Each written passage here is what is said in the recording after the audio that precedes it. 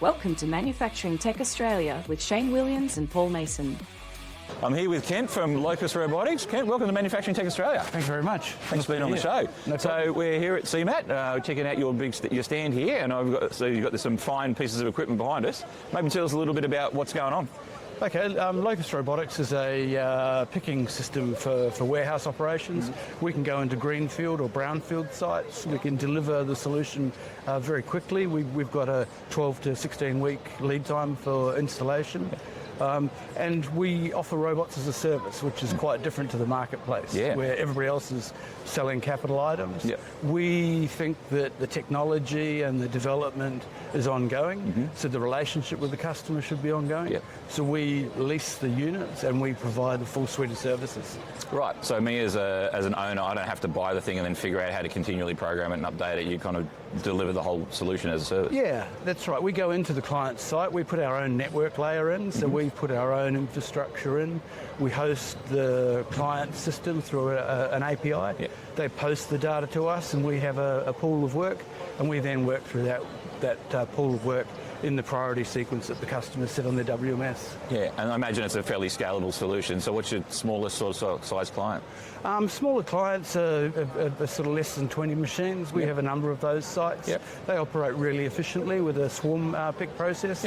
But our main secret sauce is the flexibility. We can scale the solution up and down. We've got some customers which find that their productivity is higher than they expected, and we're quite happy to reduce the machines or work on other solutions within the business. But it's totally scalable. We come to peak season. A lot of the gated systems, you can't get the stock out in time, and with our system we can put more robots in. We have a short-term lease program at peak season. And we increase the fleet size to cover the November-December period. Typically, a client will take extra robots on in November, and then we take them back in January. And that's just part of the flexibility that we can offer. I was actually going to ask you when you said flexibility around particularly e-commerce businesses and peak times of year, the Black Friday sales or end of financial year and so on and so forth. So you've got that ability to ramp the number of machines up and down depending on seasonality. So there's two things that we have as a big differentiator. The first one is that we can add more machines in, which some clients absolutely need. The other thing is you can just put more people in. The productivity per machine drops, the productivity per person drops slightly, but your net gain is greater. You get more out. So you can cope with those big demand variabilities.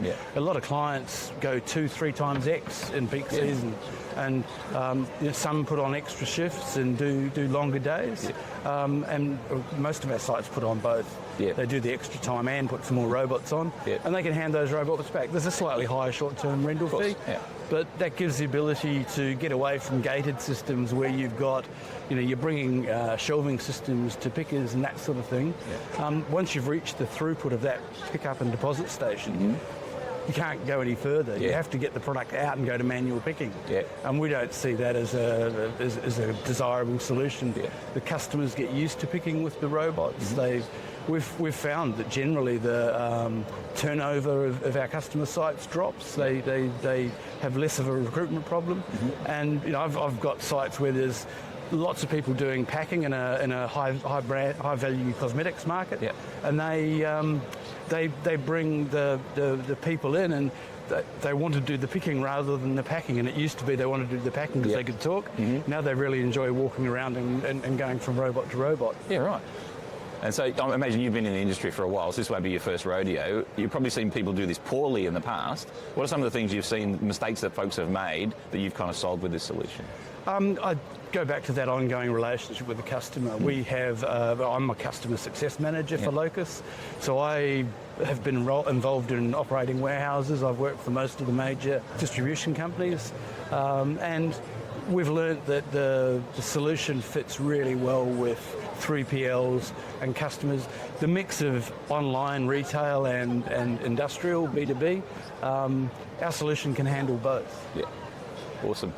Mate, it's been fantastic having you on the show. Thanks for seeing us. Thank you very much. Cheers. Good luck with the show. Thanks for tuning in to Manufacturing Tech Australia with Shane and Paul, recorded on the traditional lands of the Bunurong and Wurundjeri people.